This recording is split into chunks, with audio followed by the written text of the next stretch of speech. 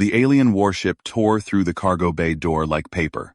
Lisa Grant grabbed the nearest support beam as the atmosphere screamed out into space, emergency shields flickering to life, just seconds before total decompression would have killed everyone aboard. Her husband Daniel stood 20 feet away, his maintenance uniform still covered in grease from the engine work he'd been doing. He didn't move. He didn't even flinch. The Krix warriors poured through the breach, their 4 arms wielding plasma rifles that hummed with deadly energy. They were 8 feet tall, covered in chitinous armor that made them look like walking nightmares. The commercial transport ship had no weapons, no military escort, just 63 civilian passengers heading to the colony on New Terra. Lisa's heart hammered in her chest as she watched the lead Krix scan the cargo bay with its multifaceted eyes. Daniel had always been quiet. In 3 years of marriage, he'd spoken maybe 1,000 words total. The doctors said there was nothing physically wrong with him. He just chose silence. Lisa had learned to read his expressions, his gestures, the way his gray eyes softened when he looked at her. She'd fallen in love with his gentleness, the way he fixed things with patient hands, the way he made her coffee every morning without being asked. The Krix commander barked something in its clicking language. The translator implants everyone wore rendered it into cold words. Human vessel. You carry quantum cores to the colony. Surrender them or die. Captain Morris stepped forward, hands raised. We're a civilian transport. We don't have military cargo. The Krix raised its primary weapon and fired. The plasma bolt caught Morris in the chest, burning through him instantly. His body hit the deck with a wet thud. Screams erupted from the passengers huddled behind crates and equipment.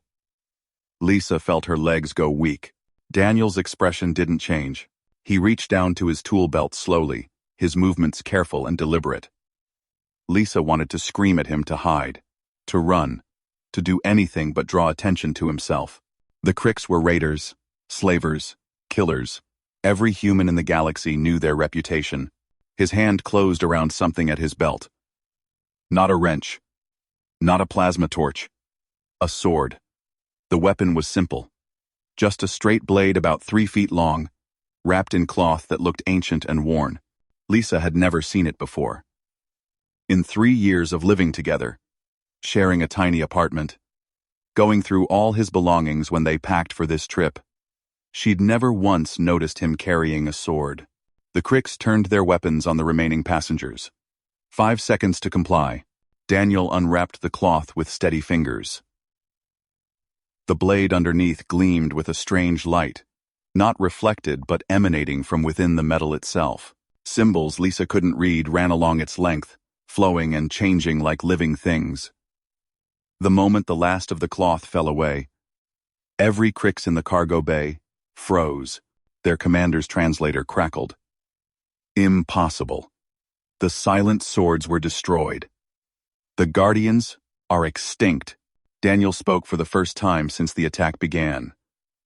His voice was quiet, but it carried across the entire bay. Not extinct. Hidden. He moved. Lisa's eyes couldn't follow the motion. One moment, Daniel stood by the equipment rack. The next, he was in the center of 5 Krix warriors, his blade singing through the air. The alien's armor, which could withstand direct plasma fire, split like silk under his sword. Blue blood sprayed in arcs. Bodies fell in pieces. The remaining Krix opened fire, dozens of plasma bolts converging on Daniel's position. He didn't dodge. His sword moved in patterns too fast to see, and the plasma bolts simply vanished, absorbed or deflected by the glowing blade. He walked through the firestorm like it was rain, cutting down every alien that stood between him and the breach in the hull. Lisa watched her silent husband become something else entirely. Something deadly, something terrifying, something that made the most feared raiders in the galaxy retreat in panic. The Krix commander screamed orders, and its warriors fell back toward their ship. Daniel let them go. He stood at the breach, sword held loosely at his side, and watched their vessel detach and flee into the darkness. Only when they'd vanished from sight did he turn back to face the survivors. His eyes found Lisa's across the cargo bay. They were still the same gray eyes she'd fallen in love with. But now, she saw something else in them. A weight. A sadness. The burden of secrets kept for years. He wrapped the sword carefully in its cloth and returned it to his belt. Then he walked back to the engine he'd been repairing before the attack, picked up his wrench, and went back to work. Just like that. As if he hadn't just killed 15 alien warriors with a glowing sword. As if he hadn't just revealed himself as something called a guardian. As if the universe hadn't just turned upside down. Lisa's hands shook as she pushed herself away from the support beam. Around her, passengers whispered and stared at Daniel. Captain Morris's body still smoldered on the deck. The emergency crews were already working to seal the breach. Everything had changed in less than 5 minutes. She walked toward her husband on unsteady legs. He didn't look up from his work, but she saw his shoulders tense slightly. He knew she was coming. He knew she'd have questions. Questions he'd probably been dreading for 3 years. The commercial transport ship limped toward New Terra, with a hole in its side and a dead captain in its morgue. The surviving crew worked frantically to keep the damaged systems running. Lisa Grant stood next to her husband and watched him repair a coolant relay with the same careful precision he'd used to cut down alien warriors. Her mind spun with impossible thoughts. Who was Daniel? What was a guardian? Why had he hidden this from her? And what did it mean that the Krix, the most aggressive species in known space, had fled in terror at the sight of his sword? The questions burned in her throat, but she didn't ask them. Not yet. Daniel worked in silence, and she realized that his quietness had never been about having nothing to say. It had been about having too much to say. Secrets too big to share. A past too dangerous to reveal. She thought about their life together. The small apartment on Mars, Station 7. His job in maintenance. Her work as a colony logistics coordinator. They'd been saving up for a house on New Terra, planning to start a family. Normal dreams. Normal life. Except her husband apparently wasn't normal at all. Daniel finished the repair and moved to the next damaged system. Lisa followed him. She didn't speak. She just stayed close, letting him know she was there. Whatever he was, whatever secrets he carried, he was still the man who made her coffee every morning. The man who held her when she had nightmares. The man who'd just saved everyone on this ship. The sword at his belt pulsed with a faint glow even through the wrapping. Lisa wondered how many times he'd carried it. How many times he'd wanted to tell her the truth. How hard it must have been to keep such a massive secret from someone he shared a bed with every night. The ship's intercom crackled. All passengers report to the main deck for emergency assembly. I repeat, all passengers to the main deck. Daniel set down his tools and looked at Lisa. Really looked at her, with an intensity that made her breath catch. His lips parted slightly, as if he was about to break his silence again. But then he just nodded toward the corridor. They had to go. The main deck was chaos. 60 remaining passengers crowded together. Many injured, all traumatized. The first officer, a woman named Karen Wells, stood on a crate, trying to restore order. She spotted Daniel immediately and her expression hardened. Daniel kept his eyes forward, his hand resting on the wrapped sword. Lisa stood beside him, close enough that their shoulders touched. Whatever was coming, they'd face it together.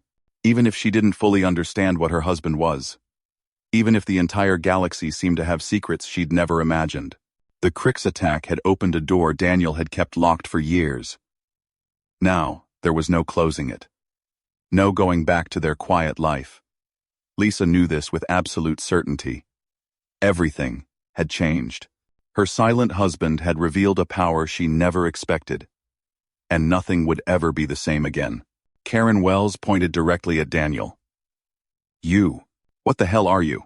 The passengers turned as one to stare at the quiet maintenance worker who'd killed 15 alien warriors with a sword. Daniel stood silent, and Lisa wondered if he would retreat back into that silence. If he would let the questions go unanswered. If he would keep his secrets even now. But his hand found hers and squeezed gently. Then he stepped forward to face the crowd. His voice, so rarely used, rang clear in the packed deck.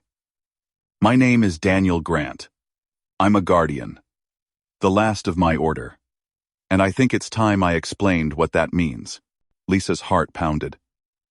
Finally, after 3 years, she was about to learn who her husband really was. The thought terrified and thrilled her. In equal measure, she gripped his hand tighter and prepared to hear truths that would reshape everything she thought she knew about the man she loved. The first officer crossed her arms. Start talking, and it better be good, because right now half this ship thinks you're some kind of weapon the military planted on board. Daniel shook his head slowly. I'm not military. I'm much older than that. The Guardians were founded 8,000 years ago. Back on Earth. Before humanity even reached the stars. Murmurs rippled through the crowd. 8,000 years. Impossible. Humans had only been in space for 400 years. Recorded history on Earth went back maybe 10,000 years at most. And most of that was fragmentary. The idea of an organization lasting 8 millennia was absurd. Lisa felt dizzy. She'd known Daniel for 5 years, married to him for 3, and he'd never mentioned anything about his past before they met. She'd assumed he was just private. Maybe had family issues he didn't want to discuss.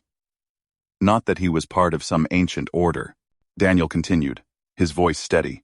Most people think human history started when we developed writing, built cities, created civilization. But there were others before. Humans who developed differently. Humans who learned to manipulate quantum fields with their minds and bodies. We called them the First Awakened. A man in the crowd shouted, "This is insane. Quantum manipulation is done with technology. With machines.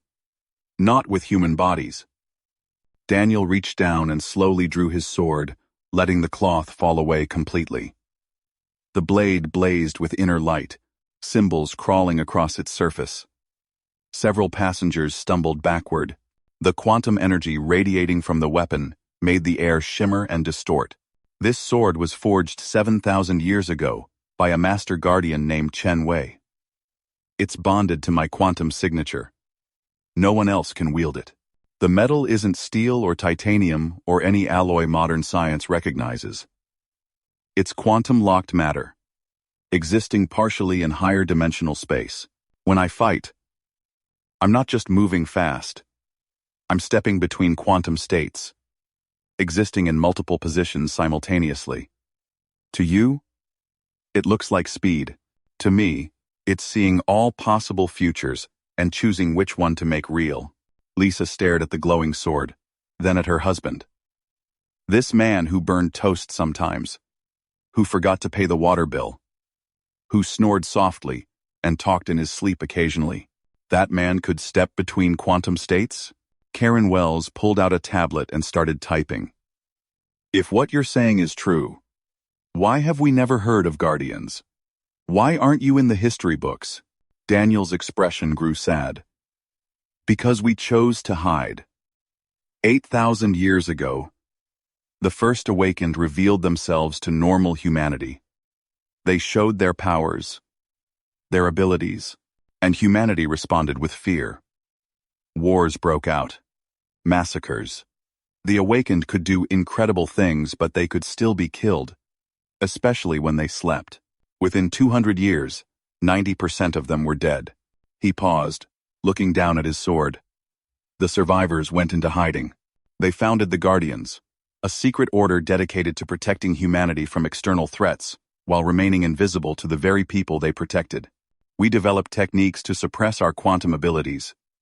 To appear normal, we spread out across human space, taking ordinary jobs, living ordinary lives, always watching for dangers that normal humans couldn't fight. Lisa's mind reeled. So, you've been pretending? This whole time? Our whole marriage? You've been pretending to be normal? Daniel turned to her, and the pain in his eyes was genuine. Not pretending. I am normal. Most of the time. The guardian abilities are something I activate only when necessary. Everything else about me is real. My love for you is real. Our life together is real. I just have this other part, this duty, that I couldn't tell you about. Another passenger spoke up, a young woman holding a bandage to her bleeding arm. You said you're the last guardian. What happened to the others? Daniel's jaw tightened. The Cricks happened. 50 years ago, they discovered our existence. They're an old species, much older than humans, and they have long memories. They encountered the Guardians centuries ago, in a different part of the galaxy. There was a war. The Guardians won, but it left scars in Crick's cultural memory. He began pacing slowly, the sword still glowing in his hand. When the Cricks expanded into human space 40 years ago, they started hunting Guardians specifically. They saw us as the greatest threat to their plans for human colonization and enslavement. They were right. A single Guardian could take down a Cricks raiding party. We were the one thing they feared. We can't sell fair. Intentus tapper. We can't sell fair. We can't sell fair. Karen Wells interrupted. So they killed all the others? How? Daniel's voice dropped almost to a whisper. Treachery. Infiltration. The Cricks captured a Guardian named Peter Wu and tortured him for 2 years until he broke and gave up the locations of our safe houses, our meeting places, our identities. They hit us all at once, across a dozen worlds. Most Guardians died in their sleep, never knowing the attack was coming. A few fought back, but were overwhelmed by numbers. He looked directly at Lisa. I survived because I was here, on the edges of human space, far from the core worlds where most Guardians operated. By the time I learned what happened, it was too late to help. I was alone, the last one, so I did what Guardians have always done. I hid. I took a maintenance job on Mars Station 7. I lived quietly. I waited for the day I might be needed again. Lisa felt tears burning in her eyes. And then you met me. Daniel nodded. And then I met you. You were doing inventory in the docking bay. Your scanner malfunctioned, and I fixed it. You smiled at me and said thank you. And I felt something I hadn't felt in years. Hope. The possibility of a real life. Not just existing in the shadows waiting for threats. He sheathed his sword and stepped closer to Lisa. I wanted to tell you so many times. Every morning I woke up next to you. I wanted to explain. But Guardian doctrine is clear. No connections that could be exploited. No loved ones who could be used against us. I broke that rule when I married you. I've been breaking it every day since, and I don't regret it. Even now, with everything exposed, I don't regret loving you. The passengers watched in silence as Lisa processed this revelation. Her husband, the quiet man who fixed broken machines, was the last survivor of an ancient order of quantum warriors. He'd hidden from aliens who'd systematically exterminated his people. And he'd fallen in love with her anyway, breaking his own rules, risking exposure. An older man in the crowd spoke, his voice gentle. Son, you saved our lives today. I don't care what you are or where you came from. You're a hero in my book. Several other passengers murmured agreement. But Karen Wells wasn't satisfied. If you're the last Guardian, and the Cricks know you exist now, what happens next? They ran today, but they'll be back. They'll bring more ships, more warriors. Daniel's expression hardened. You're right. The Cricks commander will report what happened here. They'll send a battle group to hunt me down. Anyone near me will be in danger. He looked around at all the passengers. When we reach New Terra, I'll leave the colony immediately. I'll draw the Cricks away from populated areas. It's what I should have done years ago. I got comfortable. I got careless. I put all of you at risk by being here. Lisa grabbed his arm. You're not leaving. We're married. We're supposed to face things together. Daniel cupped her face gently with his free hand. Lisa, if you stay with me, the Cricks will never stop hunting us. They'll attack any ship I'm on, any station I visit, Any colony I live in, hundreds of people could die. I can't let that happen. I won't let that happen. She shook her head fiercely. You don't get to make that choice alone. You're my husband. I married you for better or worse. This is worse. Fine. But I'm not abandoning you. A heavy silence fell over the main deck. The other passengers watched the couple, this ordinary woman and her extraordinary husband, arguing about love and duty and sacrifice. Finally, Karen Wells cleared her throat. Maybe there's another option. What if instead of running, we fight back? You said the Guardians were winning the war with the Cricks before the betrayal. What if we could rebuild? Train new Guardians? Daniel shook his head immediately. It takes years of training to awaken quantum abilities. Most people don't have the genetic markers necessary. Out of 1,000 candidates, maybe one has the potential. And even with potential, the failure rate is high. The process of awakening can kill you if your mind isn't strong enough. End quote. Karen leaned forward. But it's possible? People can be trained? Daniel hesitated, then nodded slowly. In theory, yes. The techniques still exist. I know them, but it would take time we don't have. The Cricks will come back within days, maybe hours once they report my location. The young woman with the bandaged arm stepped forward. Then we buy you time. New Terra has defense platforms, military ships. We can hold them off while you start training people. I'll volunteer. I'd rather die trying to become a guardian than die waiting for the Cricks to enslave us all. More voices joined hers. Passengers who'd been cowering in fear minutes ago now stepped forward, offering to train, to fight, to become something more than helpless victims. Lisa watched her husband's face as he processed this unexpected response. The lonely warrior, the last of his kind, suddenly faced with the possibility of not being alone anymore. Daniel closed his eyes for a long moment. When he opened them, they glistened with unshed tears. If we do this, many of you will die. The awakening process is dangerous. Those who survive will become targets. The Cricks will hunt you as they hunted my brothers and sisters. Your lives will never be normal again. And, the young woman smiled grimly. My life stopped being normal the moment those raiders came through our hull. At least this way. Maybe I can protect others from suffering the same fate. Maybe I can make a difference. Lisa squeezed Daniel's hand.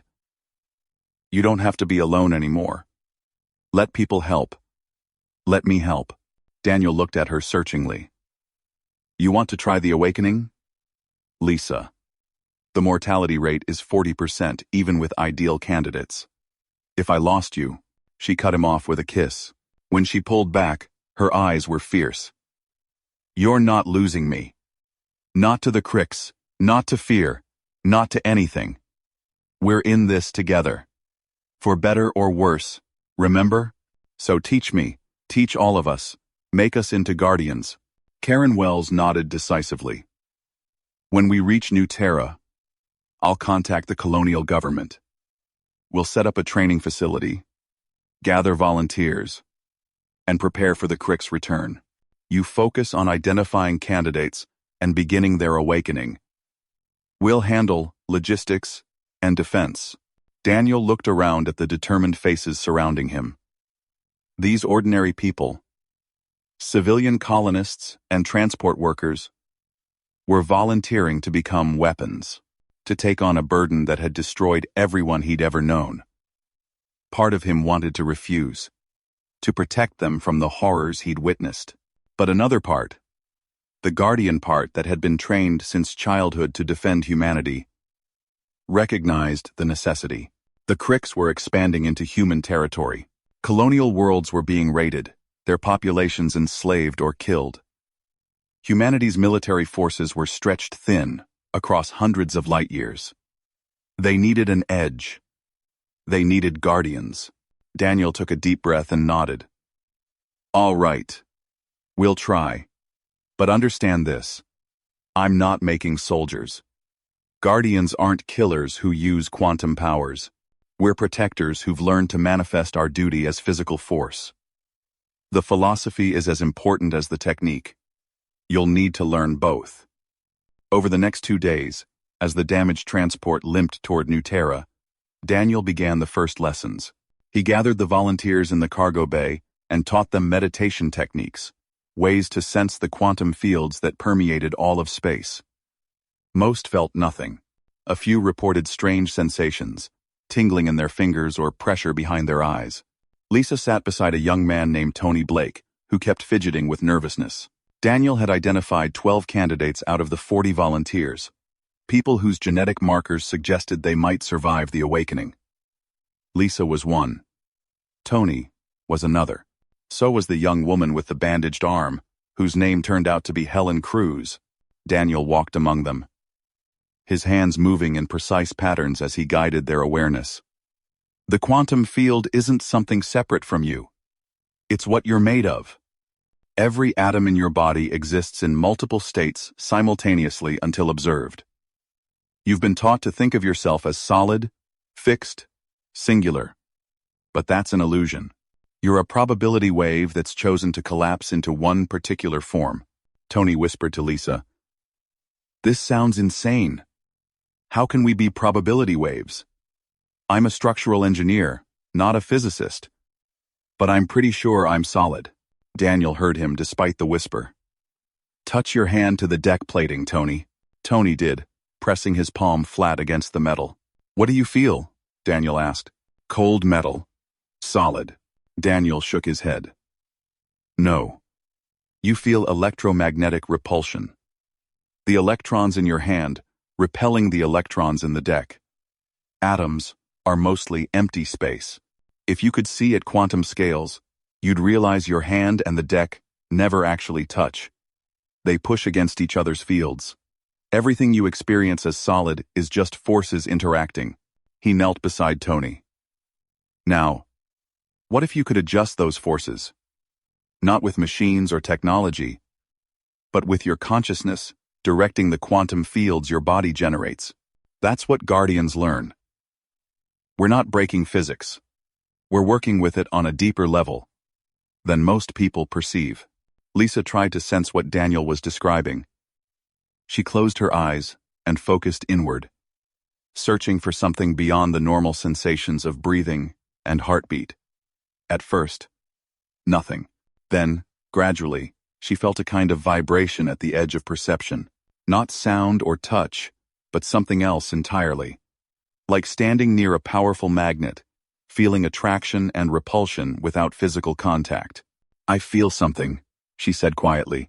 Daniel moved to her side immediately. Describe it. It's like humming. Not in my ears, but through my whole body. Everything's humming on different frequencies. Daniel smiled. The first genuine smile she'd seen from him since the attack. That's it. That's the quantum field. You're sensing the oscillations of particles at the subatomic level. Helen, Tony, the rest of you, try to feel what Lisa is describing. Over hours of meditation, more candidates began to report similar sensations. Not all of them. 3 volunteers felt nothing, no matter how long they tried. Daniel gently told them they lacked the necessary perception and thanked them for their willingness. The remaining 9 continued training. Karen Wells coordinated with New Terra's colonial government, explaining the situation and requesting military support. The response was encouraging. New Terra's governor, a practical woman named Linda Parsons, agreed to provide a secure facility and defensive preparations. She'd heard reports of increased Crix activity in the sector and recognized the value of Guardian allies. The transport ship finally entered orbit around New Terra on the 3rd day after the attack. The blue-green planet looked peaceful from space, its 3 continents covered in forests and grasslands. 2 million colonists called it home. Daniel stood at the observation port, Lisa beside him, and wondered if he was about to bring war to their doorstep. They would have come anyway, Lisa said, reading his thoughts. The Crix are expanding. New Terra is right in their path. At least now we'll be ready. Daniel nodded but didn't look convinced. The weight of his dead brothers and sisters pressed on him. He'd failed to save them. What made him think he could train new guardians in time to make a difference? Lisa took his hand. Stop it. Stop blaming yourself. You survived because you were supposed to. Maybe this was always meant to happen. You meeting me. Us being on this ship. The Krix attack, forcing you to reveal yourself. Maybe fate wanted you to start rebuilding. Daniel finally looked at her. I don't believe in fate. I believe in probability and quantum mechanics. She smiled. Same thing, really. Out of infinite possible futures, we're in the one where humanity gets another chance to have guardians. Let's make it count. The transport docked at New Terra's orbital station for repairs. Shuttles ferried passengers down to the surface, where medical teams waited to treat the injured, and counselors stood by to help with trauma. Daniel, Lisa, and the 9 training candidates bypassed the main settlement and headed directly to the facility Governor Parsons had prepared. It was a military research station in the mountains, 40 miles from the nearest town. Isolated, defensible, equipped with power generators and living quarters. Perfect for their needs. Daniel walked through the empty halls and felt ghosts walking with him. This place reminded him of the Guardian Academy on Titan, where he'd trained as a boy. That facility was rubble now, destroyed in the Krix purge. Helen Cruz found him standing in what would become the main training hall, staring at bare walls. Hey, we're getting settled in quarters. The governor sent supplies and equipment. Tony is already complaining about the food. Daniel smiled faintly. Guardians eat mostly vegetarian diets during training. Helps with quantum attunement. He'll complain more when I tell him that. Helen laughed. I'm sure. Listen, I wanted to say thank you for agreeing to train us, for giving us a chance to fight back instead of just being victims. Daniel turned to face her. Don't thank me yet. What comes next is going to be harder than anything you've experienced. The awakening process requires pushing your consciousness to its absolute limit. You'll face your deepest fears, your worst memories, everything you've ever tried to forget. Some people break. Some people die. Are you sure you want this? Are you? Helen's expression hardened. Those Krix killed my brother on the transport. He was in the secondary cargo bay when they breached. I watched him get dragged into their ship. I couldn't do anything. Couldn't fight. Couldn't save him. Couldn't even scream because I was too terrified. I never want to feel that helpless again. Whatever it takes, I'll do it. Daniel saw the determination in her eyes and recognized it. He'd had that same look when he entered Guardian training at age 12, after seeing his parents killed in a pirate raid. Grief and rage could be powerful motivators, but they could also lead to recklessness. We'll start tomorrow, he said. Tonight, rest. Eat a good meal. Say goodbye to whoever you need to say goodbye to.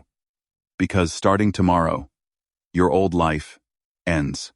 Win or lose, succeed or fail, you'll never be the same person you are right now. Helen nodded and left him alone in the training hall. Daniel stood in silence, feeling the quantum fields around him, humming their constant song. Somewhere out in the dark, between stars, Krix war fleets were mobilizing. They'd come for him, for these new candidates, for everyone on New Terra who stood in their way. But for the first time in 50 years, Daniel wasn't alone. He had allies, students, hope. Maybe Lisa was right. Maybe this was fate, or probability, or whatever word people use to describe the universe's strange way of balancing itself. He pulled out his sword and began practicing forms he hadn't performed in years. The blade sang through the air, leaving trails of quantum light. Each movement was meditation, muscle memory, and mathematics combined. The ancient art of the Guardians, passed down through 8,000 years, flowing through him. Tomorrow he would teach others these forms. Tomorrow he would begin the awakening process that might kill 40% of his students. Tomorrow he would start building something that had been destroyed. But tonight, he danced alone with his glowing sword, and remembered everyone who died so he could survive. Their deaths would mean something. He'd make sure of it, even if it cost him everything. Even if the Crix came with 1,000 ships, he'd rebuild the Guardians and give humanity the protectors it desperately needed. Lisa watched from the doorway, seeing her husband transformed into something beautiful and terrible. The quiet maintenance worker was gone. In his place stood a warrior poet, moving with impossible grace, wielding a weapon that bent reality itself. She'd married a mystery, and now the mystery was unfolding before her eyes. She knew the road ahead would be brutal. Daniel had been clear about the dangers. But she also knew she'd made the right choice. Running wouldn't save them. Hiding wouldn't protect anyone. The only path forward was through fire and pain and transformation. Lisa returned to the quarters she'd been assigned and lay down on the narrow bed. Tomorrow, her awakening would begin. Tomorrow she'd learn if she had what it took to become a guardian, or if she'd be among the 40% who died trying. Either way, she was committed. For Daniel, for herself, for every human who'd ever faced the Crix and felt helpless. Sleep came slowly, and when it did, she dreamed of glowing swords and quantum fields, and a future where humanity stood equal to any threat in the galaxy. It was a good dream. She held on to it as long as she could. The awakening process began at dawn. Daniel gathered his 9 candidates in the training hall and had them sit in a circle. Lisa noticed he'd changed into different clothes. Simple black garments that looked ancient, hand-stitched with symbols similar to those on his sword. The first stage of awakening is called the opening, Daniel explained. You've all started to perceive the quantum field. Now, we need to expand that perception until you can see the full spectrum of quantum states around you. This will be disorienting. Your brain isn't designed to process information on this level. Some of you will experience hallucinations, time distortions, or temporary sensory overload. Tony raised his hand. How temporary are we talking? Daniel's expression was serious. Hours to days, depending on your neurological adaptability. During this time, you'll be vulnerable. You won't be able to trust your senses. That's why we do this in a controlled environment with supervision. He moved to the center of the circle and drew his sword. The blade blazed with light, brighter than Lisa had seen before.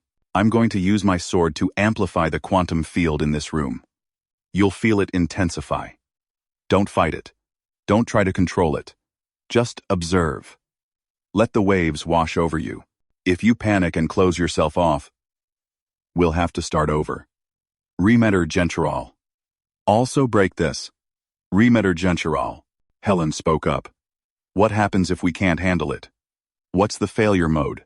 Daniel met her eyes. Best case, you pass out and wake up with a splitting headache. Worst case, your neural pathways overload and you suffer permanent brain damage or death. That's why I asked if you were sure yesterday.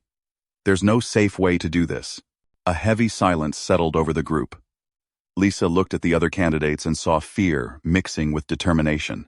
They were volunteers. But they were also ordinary people being asked to do something no human had attempted in decades. The weight of it pressed down on them all. Last chance to walk away, Daniel said quietly. No judgment. No shame. This is terrifying, and you'd be smart to refuse. No one moved. No one left. After a long moment, Daniel nodded. All right.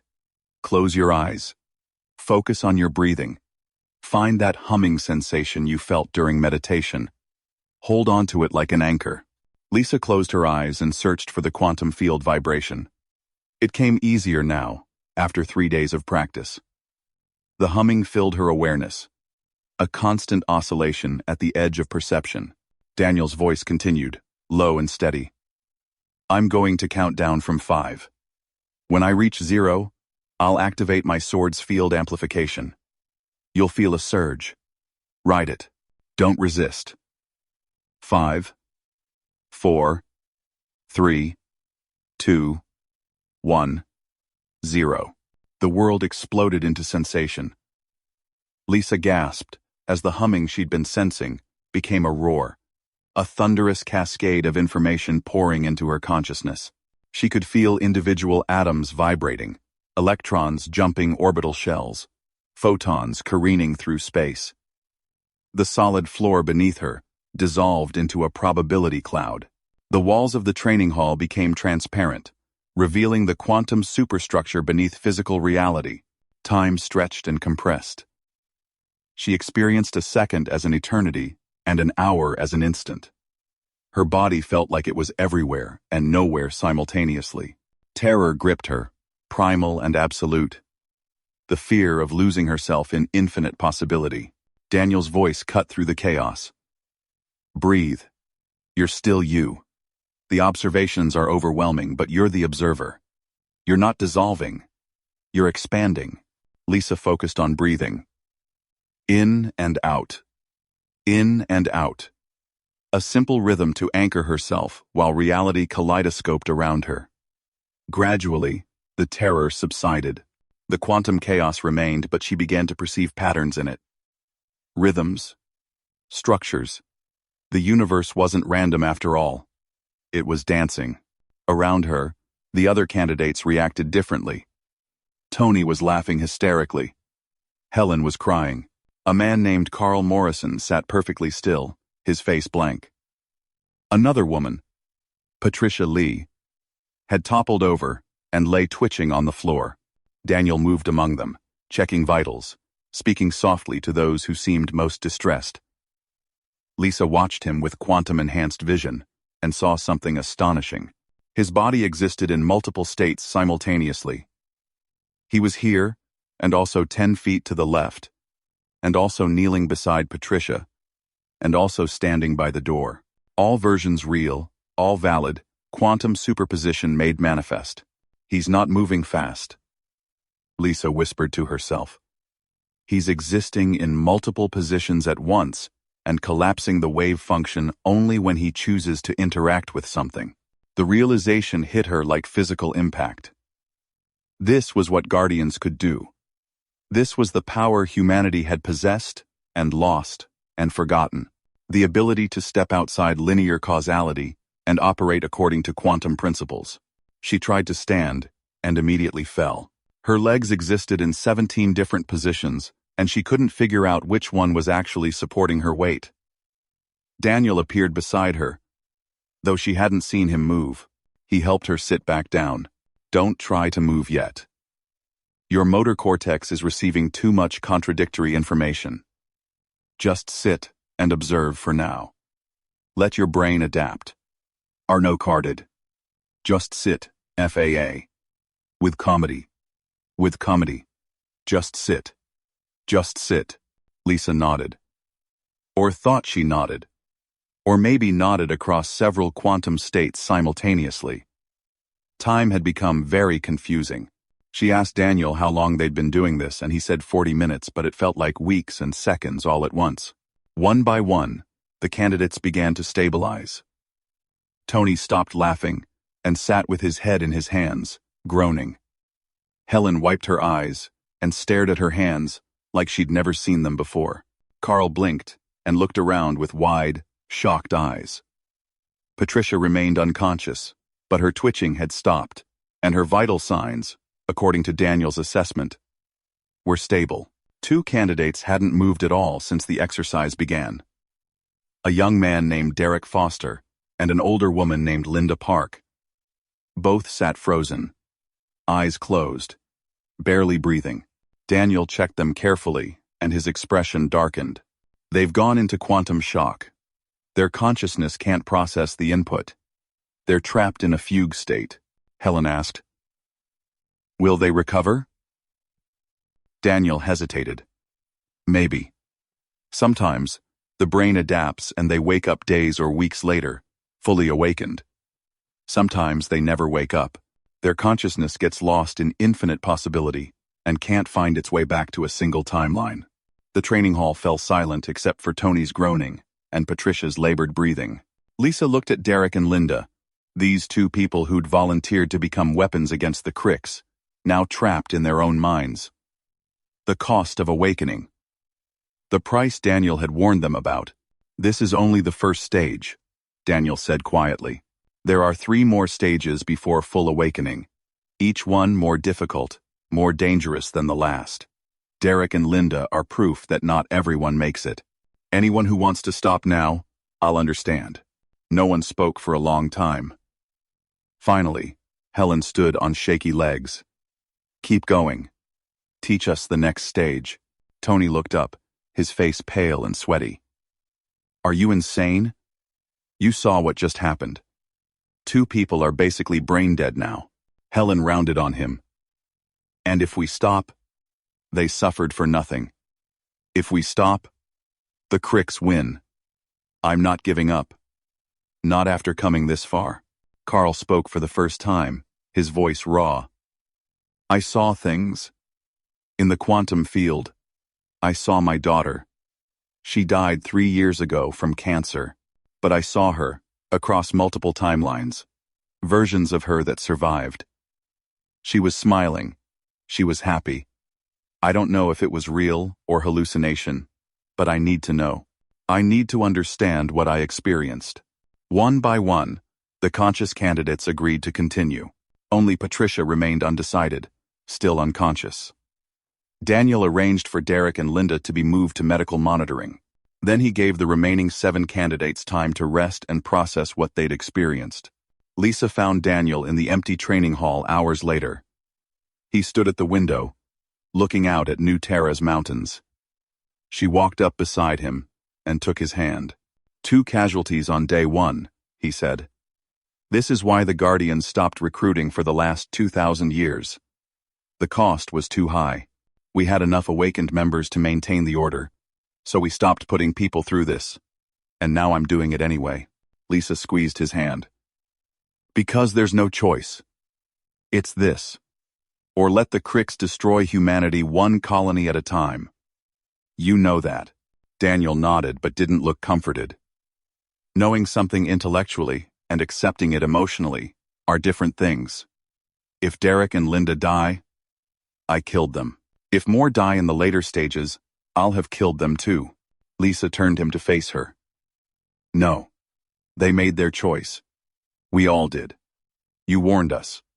You gave us every chance to walk away.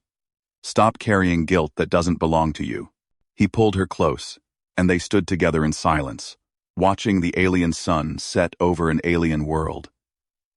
Somewhere in the facility, 5 people processed quantum revelations that would change them forever. 2 more lay trapped in comas, their minds lost in probability clouds. And across the galaxy, Cricks battle fleets prepared to descend on New Terra with overwhelming force. The next morning, Patricia woke up. She was disoriented and weak, but coherent. When Daniel asked if she wanted to continue training, she said yes, without hesitation. Derek and Linda remained unresponsive, hooked to monitors that showed brain activity but no consciousness. Daniel gathered the 7 active candidates and began teaching them the second stage of awakening, called the anchoring. Yesterday, you experienced the quantum field in its raw, chaotic form. Today, you learn to impose order on that chaos, to anchor your consciousness so firmly that no amount of quantum interference can shake you loose from yourself. The training involved intense visualization exercises, meditation techniques that bordered on self-hypnosis, and physical disciplines that pushed the body to exhaustion. The candidates learned to construct mental barriers, conceptual structures that could withstand quantum superposition without dissolving. Lisa discovered she had a natural talent for this stage. While others struggled to maintain coherent thought patterns under quantum stress, she found she could compartmentalize different streams of quantum information, processing them separately without getting overwhelmed. Daniel noticed and pulled her aside during a break. You're doing remarkably well. Better than I did at this stage, if I'm honest. Some people are just naturally suited to quantum consciousness. Lisa felt a flush of pride followed immediately by guilt. Helen is struggling. Should I help her?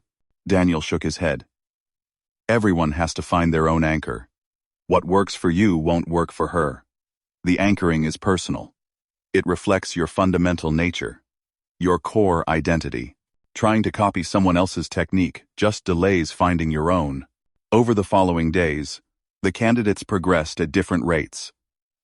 Carl and Patricia anchored quickly, their mental disciplines strong from previous life experiences. Tony struggled but persisted, slowly building his defenses against quantum chaos.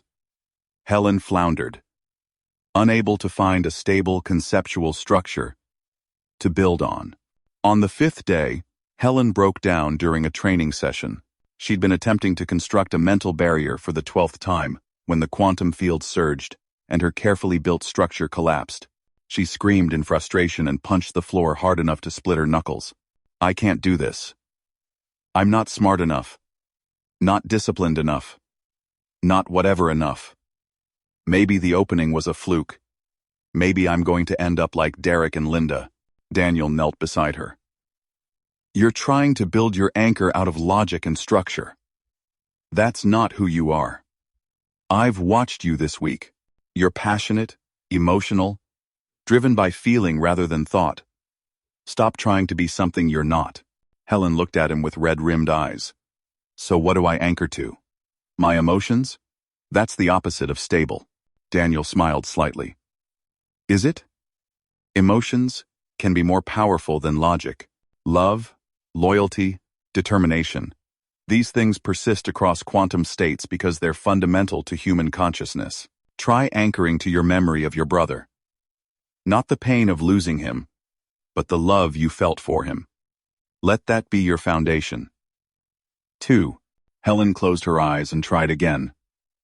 This time, instead of constructing logical barriers, she simply held the image of her brother in her mind. His smile, his laugh, the way he'd protected her when they were kids.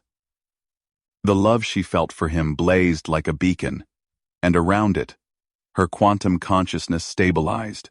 When she opened her eyes, they were glowing with a faint inner light. Daniel nodded in satisfaction. "There you go. You're anchored." By the end of the 2nd week, all 7 active candidates had completed the anchoring. Derek and Linda remained comatose, but stable. Daniel declared it was time to move to the 3rd stage, called the weaving. Now comes the part where you start to actively manipulate quantum fields, instead of just perceiving them. You'll learn to reach out with your consciousness, and nudge probability in your favor. Small effects at first, making a coin flip come up heads, causing a specific card to appear in a shuffled deck, eventually affecting your own body's quantum state. The weaving proved brutally difficult. It required fine control over something that felt inherently uncontrollable, like trying to grab water with your bare hands. The candidates spent hours attempting to influence simple probability outcomes and failing repeatedly. Lisa made the breakthrough first, managing to influence a die roll to come up 3 times in a row. The success was thrilling but exhausting. She felt drained afterward, like she'd run a marathon. Daniel explained that manipulating quantum fields required mental energy that drew on physical reserves. The more significant the manipulation, the more tiring it became. Tony achieved his first successful manipulation on the 16th day. Patricia, on the 17th. Carl and Helen struggled, not from lack of ability, but from overthinking the process. 2 other candidates, Jake Norton and Susan Hill, seemed completely blocked. No matter how hard they tried, they couldn't affect probability even slightly. Daniel pulled Jake and Susan aside after their 20th consecutive failure. "Some people can perceive and anchor but can't manipulate. It's rare, but it happens. You can still complete the awakening and gain enhanced awareness and mental discipline, but you won't be able to perform active quantum effects." Jake looked devastated. "So, we can't be real guardians?" Daniel shook his head. Guardians aren't defined by combat ability. Some of the greatest guardians in history were teachers, philosophers, healers. They used their quantum awareness to understand people and situations with impossible clarity. "That's valuable too," Susan asked. Can we keep trying? Maybe we'll break through eventually? Daniel considered, then nodded. We'll give it 3 more days. If there's no progress, we'll accept your limitation and move forward with your awakening in a different direction. Meanwhile, the others will continue advancing. By day 20, 5 candidates could reliably manipulate simple probability. Lisa, Tony, Patricia, Carl, and Helen had all achieved consistent quantum effects. Jake and Susan had shown 0 progress, and Daniel gently moved them to a different training track focused on quantum perception and awareness rather than manipulation. The 4th and final stage of awakening was called the embodiment. Daniel explained it with visible tension. This is where we take everything you've learned and integrate it into your physical form. You'll push your body into quantum superposition and learn to control which state you collapse into. This is how Guardians move faster than normal humans can perceive. How we become stronger, more durable, more precise. It's also the most dangerous stage. If you lose control during embodiment, your body can literally tear itself apart across multiple quantum states. The mortality rate for embodiment, he explained, was higher than all the other stages combined. 25% of candidates who reached this point died during the process. Another 10% suffered permanent physical damage. I need you to understand, Daniel said, looking at each of his students. We can stop here. You've all achieved partial awakening. You have enhanced awareness, mental disciplines, and some quantum manipulation ability. That's more than 99% of humans will ever have. You don't have to risk embodiment. Axure will have 19.6 RETA. Lisa spoke first. The cricks are coming. Partial awakening won't be enough to fight them. We need full combat capability. I'm continuing. One by one, the others agreed. Even Jake and Susan, who couldn't manipulate probability, wanted to attempt embodiment. Daniel accepted their decisions with visible reluctance. The embodiment process began on day 22. Daniel had the 5 manipulation-capable candidates lie flat on the training hall floor. He explained they would gradually push their bodies into quantum superposition, experiencing physical existence across multiple states simultaneously. Then, learning to control the collapse back to single-state reality. Start with just your hand, he instructed. Close your eyes and sense the quantum field around your fingers. Then, consciously, will your hand to exist in 2 positions at once. Don't move it physically. Make it be in 2 places. Ever. Lisa focused on her right hand. She could feel the quantum vibration of her atoms, the probability cloud that described where each particle might be. She reached out with her consciousness, the way she'd learned during weaving practice, and tried to stretch that probability cloud. Pain lanced through her hand, sharp, intense, like her bones were being pulled in opposite directions. She gasped, but maintained focus. The pain was a sign of progress.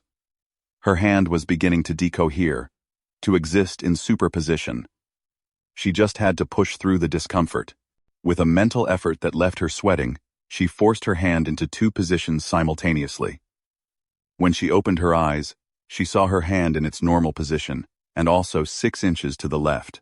Both versions solid, both real, occupying space at the same time. Holy crap, she whispered. Daniel was beside her immediately. Good. Very good. Now hold it for 10 seconds, then let it collapse back to single state. Control is everything. If you lose control, your hand could manifest in a dozen positions at once, and the conflicting physical states will cause tissue damage. Lisa counted to 10, struggling against the urge to let her hand snap back to normal. When she finally released the superposition, her hand returned to single-state existence, with a sensation like elastic snapping. The relief was immense, but so was the exhaustion. Her arm trembled, and her breathing came hard. Around her, the other candidates attempted the same feat. Tony achieved superposition briefly, but lost control, and his hand flickered through multiple positions too fast to follow before stabilizing. He yelped in pain and clutched his wrist. Carl succeeded and held the state for 15 seconds. Patricia managed 10. Helen struggled for an hour before achieving even momentary superposition. Over the next 5 days, they progressed from hands to arms to legs, to eventually their entire bodies. Lisa discovered that full-body superposition was exponentially harder than just a hand.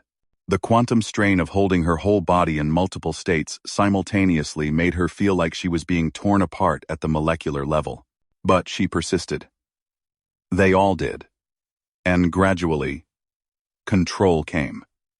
They learned to exist in 2 places, then 3, then 5. They learned to collapse back to single state at will, choosing which position to manifest in. They learned to step between states faster and faster until the transition became nearly instantaneous. On day 27, Daniel handed Lisa a practice sword. It was wooden, weighted to match his quantum blade. He stood across from her in the training hall and raised his own practice weapon. Now we combine everything. Perception, anchoring, weaving, embodiment. I'm going to attack you. Use your quantum abilities to defend yourself. He moved. Lisa's quantum-enhanced perception saw the attack coming, saw Daniel existing in 5 simultaneous positions, 5 possible trajectories for his strike. She quantum-stepped, shifting her body into a position where none of his 5 states could reach her. His sword whistled through empty air. She counterattacked, pushing her own body into 3 states simultaneously, coming at Daniel from multiple angles. He collapsed his superposition and blocked 2 of her strikes, but the third caught him on the shoulder. A solid hit. Daniel smiled. The proud expression of a teacher watching a student succeed. Again, they sparred for hours. Lisa's body ached. Her mind felt stretched thin. But she was doing it. She was fighting at quantum speed, existing in superposition, manipulating probability to her advantage. She was becoming a guardian. The other candidates progressed similarly.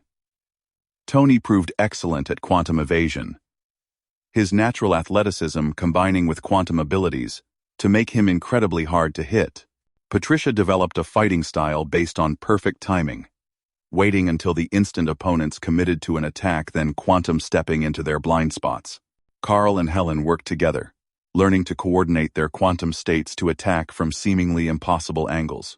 On day 30, Daniel gathered all of them in the training hall, even Jake and Susan, who'd completed a modified awakening focused on perception rather than combat.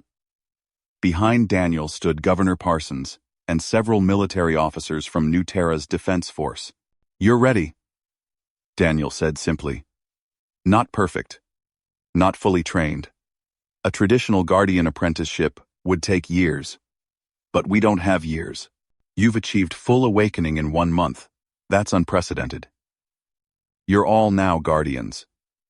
Even if you're the rawest, newest Guardians in 8,000 years of history." He gestured to a table where 9 swords lay waiting. They weren't quantum-bonded blades like Daniel's. Those took years to forge and attune. Instead, they were high-grade alloy weapons, molecularly aligned and capable of channeling quantum energy that the wielder generated themselves. These swords won't glow like mine. They won't have built-in quantum amplification. But in the hands of an awakened Guardian, they're still formidable weapons. Take them. You've earned them. Lisa picked up her sword and felt its weight, its balance. It felt right in her hand, like an extension of her arm. Around her, the other new Guardians claimed their weapons. In that moment, Lisa felt a profound connection to something larger than herself. She was part of a tradition spanning millennia, a defender of humanity, a wielder of quantum power. Governor Parsons stepped forward. "I wish we had more time for ceremony, but I'm afraid we're out of time. Our long-range sensors detected a Krix battle group entering the system 6 hours ago. They'll be in attack range of New Terra in less than 24 hours. 40 ships, including 3 dreadnoughts. Our defense fleet can't stop them alone. Aro." Can't stop them alone. Daniel's expression hardened. How many troops will they land? A military officer, Commander Ben Cruz, consulted a tablet, estimated 5,000 Krix warriors, plus support, craft, and armor. They'll target major population centers and infrastructure. Standard Krix, invasion doctrine. Daniel turned to his students. This is it. Your first real combat. Everything we've trained for. I won't lie to you. It's going to be brutal. Many Krix will die. But some of you might die too. Guardians aren't invincible. We're just extremely hard to kill. He looked each of them in the eye. Remember your training. Stay anchored. Don't try to be heroes. Work together. Protect each other. And trust your quantum instincts. They'll warn you of danger before your conscious mind registers it. Lisa felt fear and excitement warring in her chest. Tomorrow they'd face the enemy that had wiped out Daniel's entire order. Tomorrow she'd discover if a month of training was enough to survive, against warriors who'd been fighting for centuries.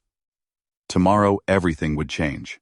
That night, Lisa lay beside Daniel in their shared quarters. Neither of them could sleep. They held each other in the darkness and talked quietly about the future. About hopes and fears. About the possibility that tomorrow might be their last day together. I don't regret this, Lisa said. Even knowing what's coming, I don't regret choosing to awaken, to become a guardian, to fight beside you. Daniel kissed her forehead. I love you. I should have said it more. I've loved you since that first day in the docking bay when you smiled at me. Everything good in my life for the past 5 years has been because of you. They made love slowly, gently, pouring all their unspoken emotions into physical connection. Afterward, Lisa lay with her head on Daniel's chest and listened to his heartbeat. Steady, strong, alive. She memorized the sound. Just in case. Dawn came too quickly. The new Guardians assembled in the training hall one final time. Daniel distributed communication devices and tactical information. They'd be deployed across New Terra's major cities, positioned to respond rapidly when the Krix landing began. Regular military forces would engage the main invasion force, while Guardians targeted high-value targets and disrupted command structure. Remember, Daniel said, Guardians don't hold territory. We strike hard, we eliminate threats, and we disappear. We're not soldiers. We're weapons deployed with surgical precision. Hit fast, hit hard. Don't get bogged down. Governor Parsons arrived with final updates. The Krix fleet had entered weapons range. The defense platforms were engaging but taking heavy losses. Krix landing craft were launching toward the surface. Estimated time to planetfall, 40 minutes. The Guardians dispersed to their assigned positions. Lisa and Helen were paired together, sent to New Terra's capital city of landing. Tony and Carl deployed to the agricultural sector. Patricia went with Jake to the orbital elevator complex. Susan joined Commander Cruz's military unit to provide tactical quantum awareness. Daniel remained mobile, ready to respond wherever the fighting was hardest. Lisa stood on a rooftop in landing, watching Krix landing craft streak through the atmosphere like falling stars. Beside her, Helen gripped her sword with white knuckles. They'd been friends for only a month, but the intensity of Guardian training had forged bonds deeper than years of normal friendship. You ready? Lisa asked. Helen's eyes glowed with quantum energy. Let's show these alien bastards what humanity can do. The first landing craft crashed into Landing's central plaza. Krix warriors poured out, their forearms wielding plasma weapons and bladed implements. Citizens screamed and fled. The Krix opened fire indiscriminately, cutting down anyone too slow to escape. Lisa quantum stepped off the rooftop, existing in 3 positions simultaneously, as she fell. She chose the state that placed her in the middle of a Krix squad, solidifying just as she landed. Her sword moved in patterns Daniel had drilled into her, quantum-enhanced speed making her blade a blur. 3 Krix died before they registered her presence. The rest of the squad turned their weapons on her. Lisa stepped between quantum states, appearing behind them. Helen dropped from above, her own sword flashing. More cricks fell. Plasma fire ripped through the air, but the Guardians weren't where the bolts struck. They were everywhere and nowhere. Quantum ghosts cutting through solid enemies. The battle raged across New Terra. In the agricultural sector, Tony and Carl defended farming communities against Crix raiders, their quantum abilities allowing 2 Guardians to engage 50 warriors and win. Patricia and Jake disrupted a Crix attempt to capture the orbital elevator, preventing them from establishing a supply line to their fleet. Susan's quantum awareness allowed her to predict Crix movements, giving Commander Cruz's forces decisive advantages in urban combat. Daniel moved between hotspots like a force of nature. Wherever the Crix seemed to be winning, he appeared and turned the tide. His ancient sword blazed with quantum fire, each strike killing multiple enemies. He was a legend come to life, the last old Guardian reminding the Crix why they'd feared his order in the first place. Lisa lost track of time during the fighting. Hours blurred together in a haze of quantum steps, sword strikes, and enemy blood. Her body ached from maintaining superposition for extended periods. Her mind strained from constant threat assessment. But she kept fighting, because the alternative was letting the Crix win. She saved Helen's life 3 times. Helen returned the favor twice. They moved together like they'd been fighting as partners for years, their quantum instincts synchronizing, allowing them to coordinate attacks without words. They cleared Landings Plaza, then the administrative district, then pushed toward the spaceport, where Crix forces had concentrated. Night fell, and the battle continued. New Terra's moon rose, painting the battlefield in silver light. Lisa found herself back-to-back with Helen, surrounded by 20 Crix warriors. They were exhausted, wounded, running on pure determination. The Crix closed in. Sensing weakness, Lisa reached deep into her quantum awareness, searching for anything that could tip the odds. She felt the quantum field around her, the probability waves that defined what could and couldn't happen. With the last of her strength, she reached out and twisted probability itself. 20 plasma rifles simultaneously misfired. The Crix looked at their weapons in confusion. Lisa and Helen struck in that moment of distraction, their swords dancing through enemy flesh. When it was over, they stood alone among bodies. Helen collapsed to her knees. "I can't anymore. I'm done." Lisa pulled her up. "Not yet. Come on. We're almost clear." They stumbled through the streets toward the rally point Daniel had designated. Other Guardians appeared from different directions, all looking as battered and exhausted as Lisa felt. Tony had a plasma burn across his ribs. Patricia's left arm hung useless. Daniel was the last to arrive, and when Lisa saw him, her heart clenched. He was covered in blood, most of it alien but some definitely his own. A deep gash ran across his chest, and he moved stiffly, like something inside was broken. But his eyes still blazed with quantum fire, and his sword still hummed with power. "Status?" he asked Commander Cruz, who'd set up a field command post at the rally point. Cruz looked at his displays. "The Crix fleet is withdrawing. We've pushed back all ground forces. New Terra is secure." Cheers erupted from the military personnel around them. The Guardians simply sagged with relief, too exhausted to celebrate. They'd won, against impossible odds, with only a month of training. 8 new Guardians and 1 veteran had defended an entire colony against a Crix invasion force. But the cost had been high. Civilian casualties numbered in the hundreds. Much of landing lay in ruins. New Terra's defense fleet had been reduced to a handful of damaged ships, and among the Guardians, injuries were severe enough that Lisa worried about infection, internal bleeding, and delayed shock. Daniel collapsed, sitting against a wall. Lisa rushed to him, checking his wounds. The gash across his chest was deep, exposing muscle and possibly bone. He needed medical attention immediately. "I'm fine," he muttered, though his pale face suggested otherwise. "You're not fine. Stop being stubborn and let the medics help you." Medical personnel arrived and began triaging the wounded. The Guardians were priority cases, given their role in securing victory. As medics worked on Daniel's chest wound, Governor Parsons approached. "You did it. You actually did it." 8 newly awakened Guardians and 1 veteran held off an invasion force that should have overwhelmed us. "The Cricks won't underestimate humanity again." Daniel managed a weak smile. "They'll come back stronger next time." This was just their opening move. Now, they know we have Guardians again. They'll dedicate serious resources to wiping us out, just like they did 50 years ago. Parsons nodded grimly. "Then we'll need more Guardians. How long would it take to train another group?" Daniel looked at his battered students. Lisa, with exhaustion written across her face, but determination still burning in her eyes. Helen, leaning on her sword, like it was the only thing keeping her upright.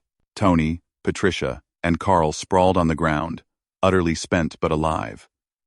Jake and Susan helping organize the wounded, their perception abilities proving valuable even without combat capability. "A month to awaken them," Daniel said. "A lifetime to master the arts. But you saw what these people accomplished with minimal training. Imagine what they'll be capable of with more experience. Imagine what 100 Guardians could do. 1,000. Governor Parsons smiled. "Then we'd better start recruiting. Because, after today, I think every colony in human space is going to want Guardian protection." Lisa listened to them plan the future and felt a swell of pride.